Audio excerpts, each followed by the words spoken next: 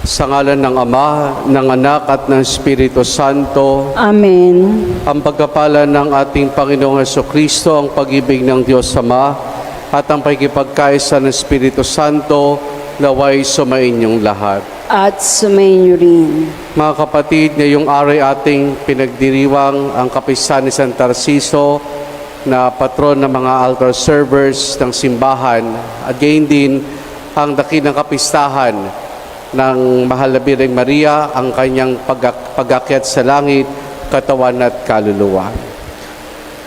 Sa pasimula po ng ating pagdiriwang ng banal na misa, upang tayo maging marapat makibahagi, aminin natin ang ating mga kasalanan. Inaaming ko sa makapangyarihang Diyos at sa inyo mga kapatid, na lubha akong nagkasala sa isip, sa salita at sa gawa, at sa aking pagkukulang. Kaya isinasamo ko sa Mahal na Birheng Maria, sa lahat ng mga anghel at mga banal, at sa inyo mga kapatid na ako'y panalangin sa Panginoong ating Diyos. Kaawaan tayo ng makapangyarihang Diyos, patawarin tayo sa ating mga kasalanan, at patnubayan tayo hanggang sa buhay na walang hanggan. Amen. Manalangin tayo. Ama naming makapangyarihan, ang kalinisanisang Mahal na Birheng Ina ng anak mong mahal ay iyong iniakyat taglay ang kaluluwa at katawan sa kalangitan. Sa pagsasaloob namin ng mga bagay sa kaitaasan, pagindapati mong kami makasalo sa kaluhatian ng Birheng Ina naming mahal sa pamamagitan ni Jesus, kasama ng Espiritu Santo, magpa sa walang hanggan. Amen.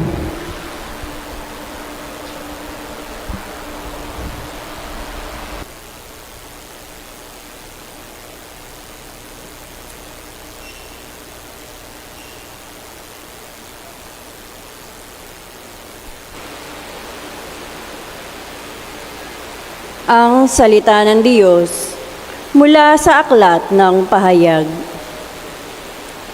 Nabuksan ang templo ng Diyos sa langit at nakita ang kaba ng tipan.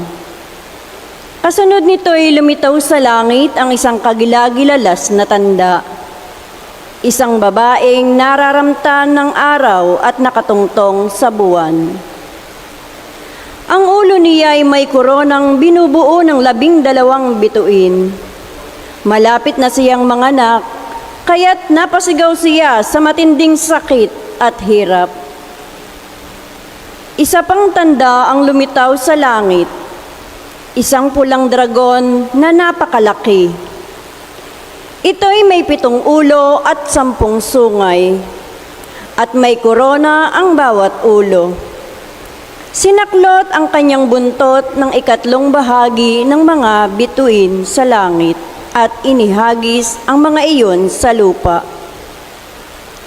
Pagkatapos ay tumayo siya sa paanan ng babaeng malapit ng manganak upang lamunin ang sanggol. Sa sandaling ito'y isilang, at ang babae ay nagsilang ng sanggol na lalaki. Ngunit may umagaw sa bata at dinala ito sa Diyos, sa kanyang trono. Ang sanggol na ito ay tinakdang maghari sa lahat ng bansa sa pamamagitan ng kamay na bakal. Ang babae naman ay tumakas patungo sa ilang. Sa isang dakong inihanda ng Diyos para sa kanya. At narinig ko ang isang malakas na tinig buhat sa langit na nagsasabi, "Dumating na ang tagapagligtas ng Diyos. Ipinamalas na niya ang kanyang kapangyarihan bilang hari. Ipinamalas na ng Mesiyas ang kanyang karapatan." Ang salita ng Diyos. Salamat sa Diyos.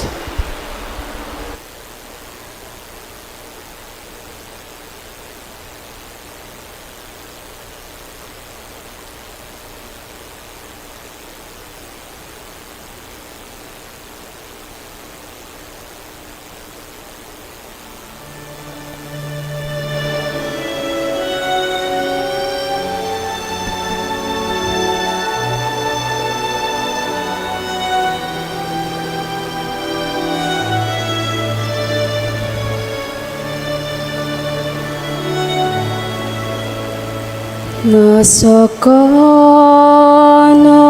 mo, Reyna, maningning sa ginto't ganda.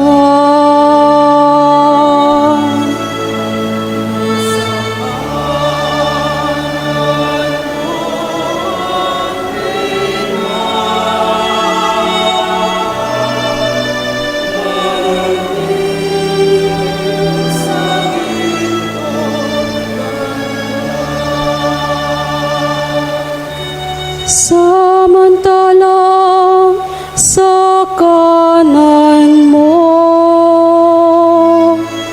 nakatayo yaong Reyna, palamuti gintong lantay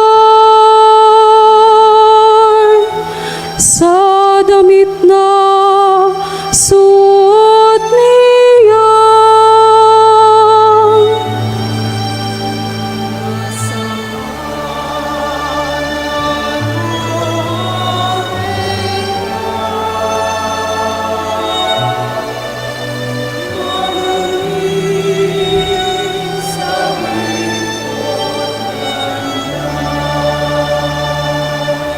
O kabiyak nitong hari,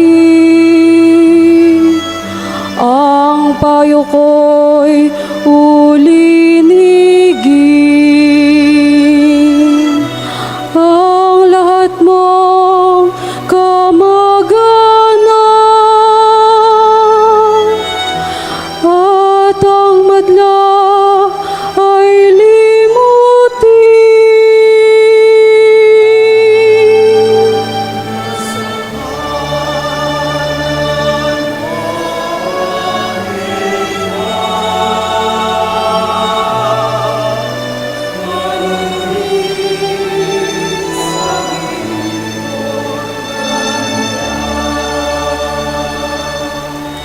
Sa taglay mong kagandahan, ang hariang paibigin. Siya iyong Panginoon, marapat na iyong sundin.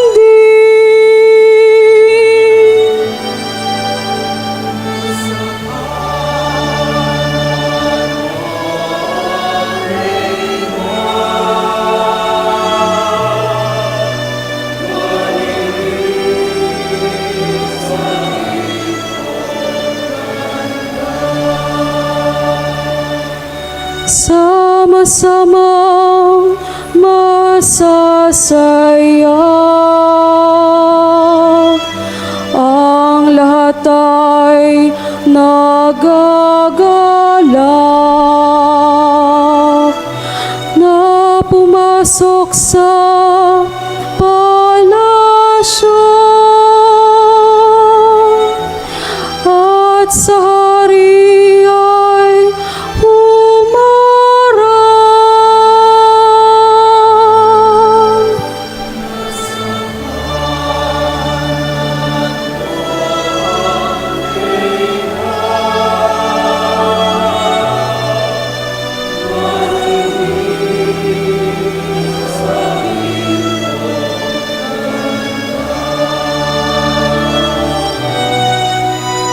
Nasa kanan mo, Reyna,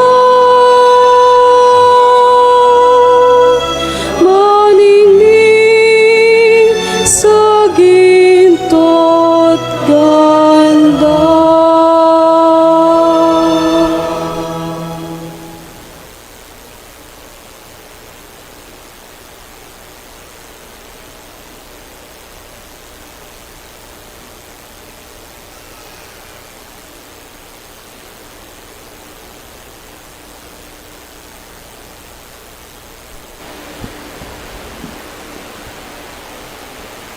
Ang salita ng Diyos mula sa unang sulat ni Apostol San Pablo sa mga taga-Korinto. Mga kapatid, si Kristo'y muling binuhay bilang katibayan na muling bubuhayin ang mga patay.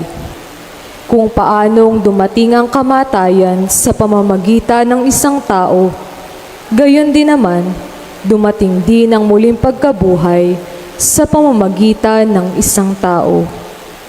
Sapagkat kung paanong mamamatay ang lahat dahil sa kanilang kaugnayan kay Adan, gayon din naman mabubuhay ang lahat dahil sa kanilang kaugnayan kay Kristo.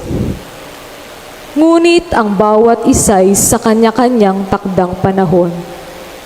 Si Kristo ang pinakauna sa lahat. Pagkatapos, ang mga kay Kristo sa panahon ng pagkaparito niya. At darating ang wakas, pagkatapos malupig ni Kristo ang lahat ng kaharian, pamahalaan at kapangyarihan, at ibibigay niya sa Diyos at Ama ang paghahari. Sapagkat si Kristo'y dapat maghari hanggang sa malupig niya at lubusang mapasuko ang kanyang mga kaaway. Ang kahuli-hulihang kaaway na kanyang pasusukuin ay ang kamatayan. Ganito ang sinasabi ng kasulatan: ang lahat ng bagay ay lubusang pinasuko sa kaniya ng Diyos. Ang salita ng Diyos. Salamat sa Diyos.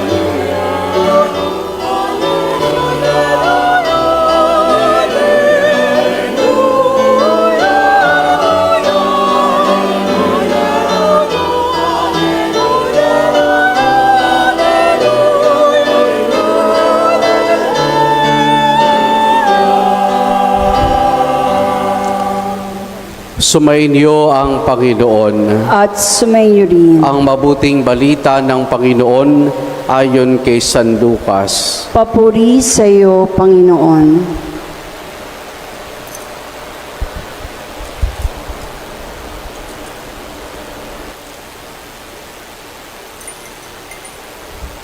Si Maria ay nagmamadaling pumunta sa isang bayan sa kaburilan ng Huda.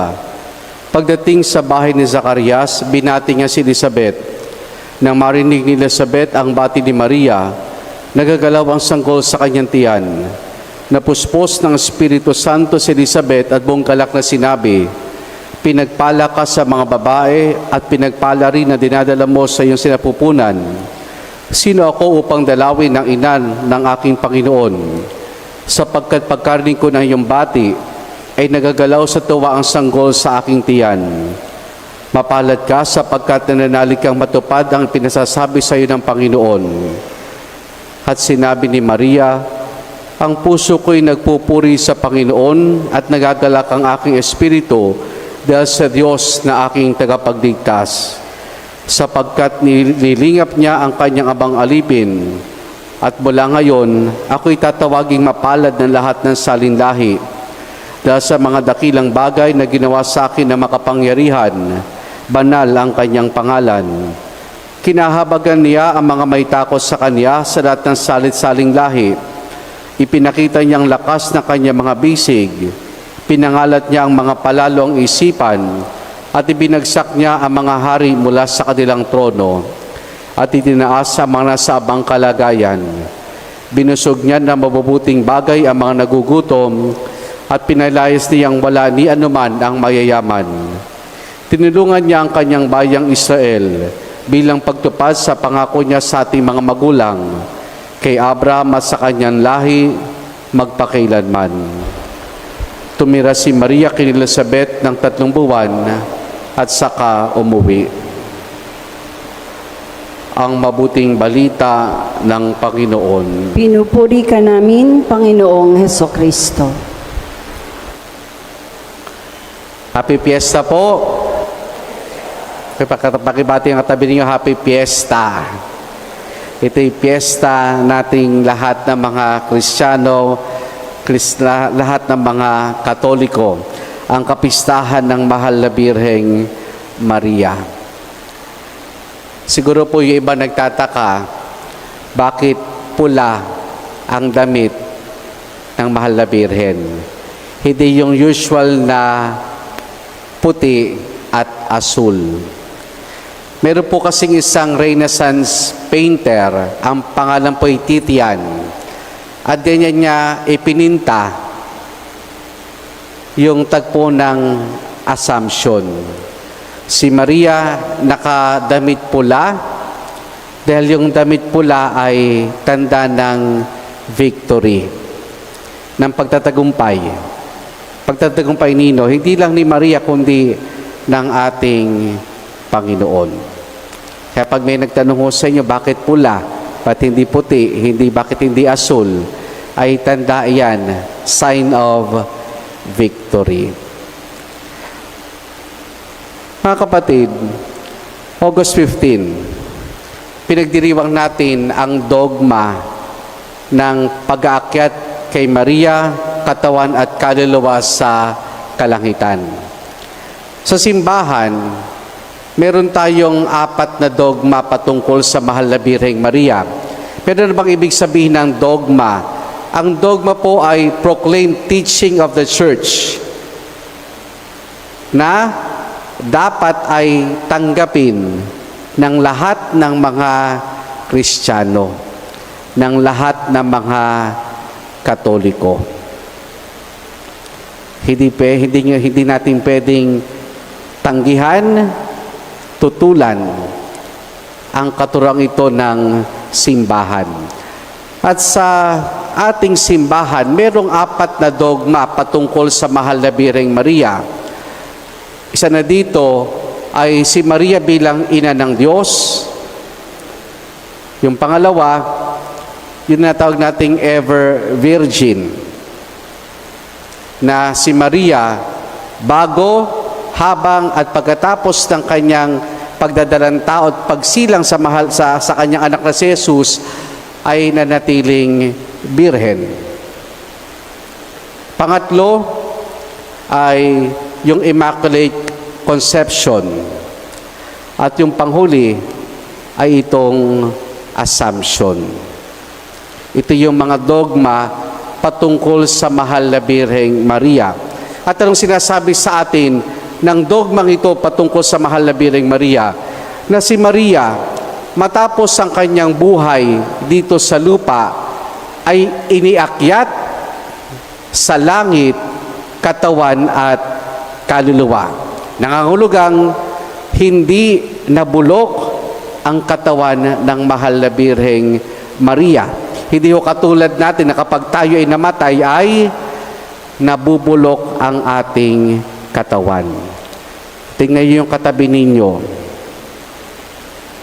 Mukha na bang nabubulok?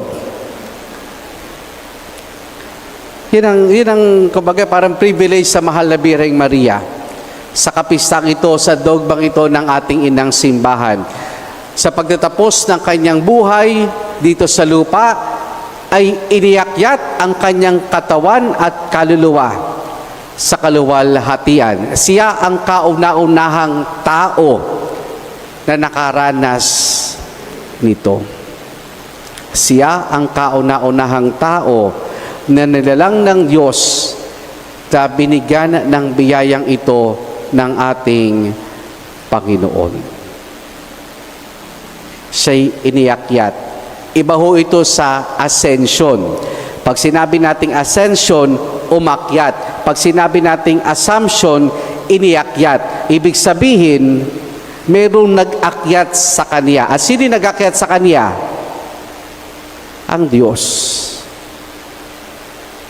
Ang Diyos ang nag-akyat sa Kanya. Ngayon, sabi sa Ebanghelyo, nung dumating si Maria sa bahay ni Elizabeth at silang magpinsay na nagtagpo, ang naging bati ni Elizabeth sa kanya ay, pinagpala ka sa mga babae. Pinagpala ka sa mga babae. Ano ba mga pagpapala ng mahal na Birheng Maria? Yung makita natin sa dogma, nasa pasimula-simula ng kanyang pag-iral, nung sinasasilipupunan pa lamang ni Apo Ana, ay hindi na siya nabahiran ng anumang uri ng kasalanan.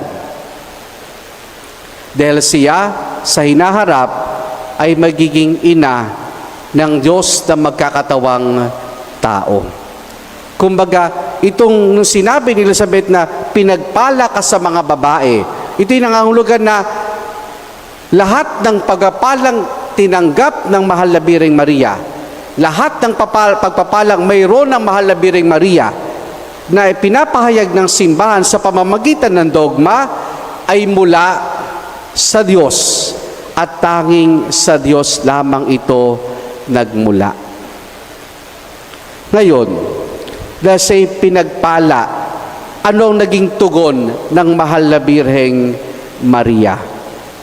Anong naging tugon ni Maria sa lahat ng pagpapalang sa kanya ay ipinagkaloob ng Diyos? Ang sabi ni Maria sa Ebanghelyo, ang puso ko'y nagpupuri sa Panginoon at nagagalak ang aking espiritu. Iyon ang tugon ng mahal na Birheng Maria sa lahat ng pagpapalang ipinagkaloob sa kanya ng Diyos. Pasasalamat, gratitude. Kaya nga sinabi niya ay, ang puso ko'y nagpupuri sa Panginoon at nagagalak ang aking espiritu. A thankful heart.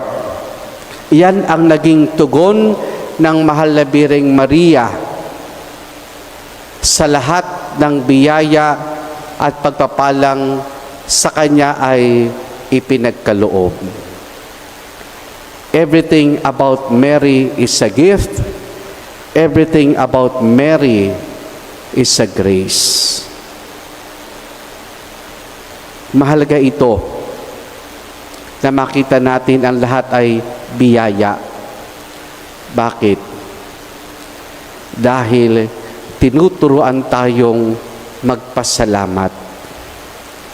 Tinuturuan tayong tumanaw ng utang na loob.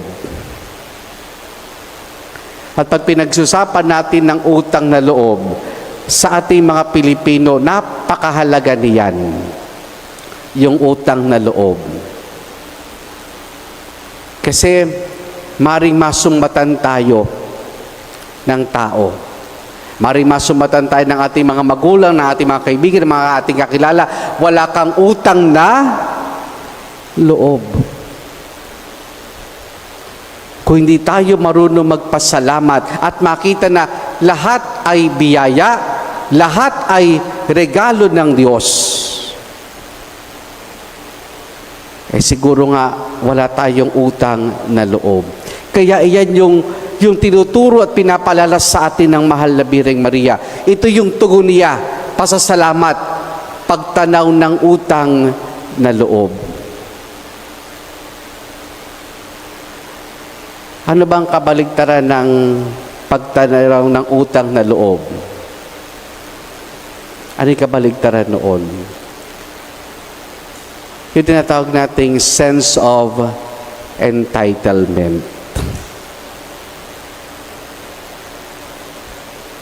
Kasi kung di ka marunong tumanaw ng utang na loob, feeling mo, sa lahat ng mga biyaya, sa lahat ng mga tinatanggap mo, sa lahat ng nangyayari sa atin, deserve natin iyan. Deserve natin iyan. Pero hindi natin deserve ang lahat dahil lahat ay biyaya sa atin ng Diyos.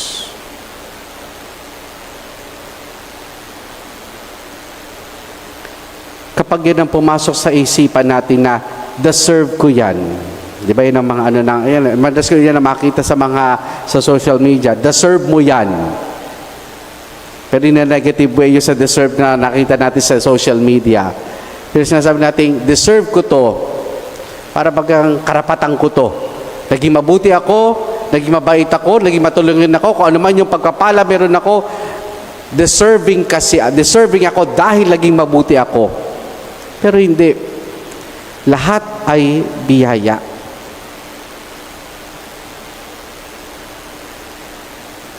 Parating nandyan yung tukso na entitlement. Ito yung isang magandang paalala sa ating lahat. Yung sense of entitlement na maring minsan din natin napapansin. Halimbawa, kami mga pare, tukso rin po yan. Pagka kami pupunta ng handaan, kahit mahaba ang pila, pag dumating ang pare, paunahin niyo si Father. Haba-haba na ng pila, bigla sasabihin, pasingitin niyo si Father. Minsan, ang mga tao, ini-spoil niyo masyado ang pare. Hindi dapat. Kasi andyan yung tukso ng entitlement. Ito Father, ito yung yung tipika sa mga Pilipino na may handaan. Tapos merong separate na ulam ang pare. Meron palang lechon. Sa pare lang ilalabas ang lechon. Kaya kapag pagka may handaan, tatabi kayo sa pare. Bakit? Kasi may mga ulam na hindi nilalabas sa tao. Sa pari lang inireserba. Lechon, alimango, sugpo. Bakit wala niyan? Bakit wala tayo niyan? Ba't wala ako niyan sa plato ko? Bakit pari ka ba? Bakit seminarista ka ba? Huwag yung i-spoil ang pari. Minsan dyan yung tukso na yung bang entitlement namin. Paunahin niyo ako dahil pari ako. Ako personally, hindi masama mayabang. Madalas, kapag nasa may mga sa bibili, hindi ako nagpapakilala minsan na pari. Titingnan ko kung paano ko tatatuhin. Kasi minsan pagka hindi maganda ng pantrato, bigla na lang meron magsasabi, si Father yan. Bigla na lang mababago ang pagtrato. Pero di lang sa mga pari, pagi sa mga laiko, particular yung mga lingkod ng simbahan. Naglilingkod ako sa simbahan. Dapat unahin ako ni Father. Dapat pagbigyan ako ni Father. Dapat yung request kong schedule kay Father ay tanggapin niya. Dahil ako'y naglilingkod sa simbahan. Yung mga upuang iyan, minsan merong mga nagsisimba, kala mo nabili nila yung upuan na parating sila lang ang pwedeng umupo doon. Bakit? Nakahulma na ba ang puwet ninyo dyan sa upuan at kailangan pwedeng umupo?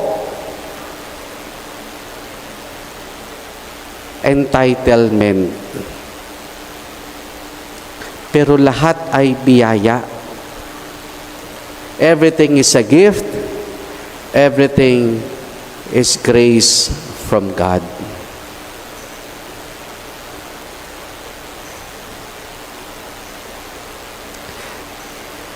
Yan mga kapatid, ang magandang paalaala sa atin ng mahal na Birheng Maria. sa kapistahang ito ng pag-akyat niya sa kalangitan. Lahat ay biyaya para sa Kanya. Kaya ang puso niya nagpupuri. Ang puso niya punong-puno ng pasasalamat. Lahat ay biyaya, kaya salamat Panginoon. Lahat ay regalo, salamat Panginoon. Amen.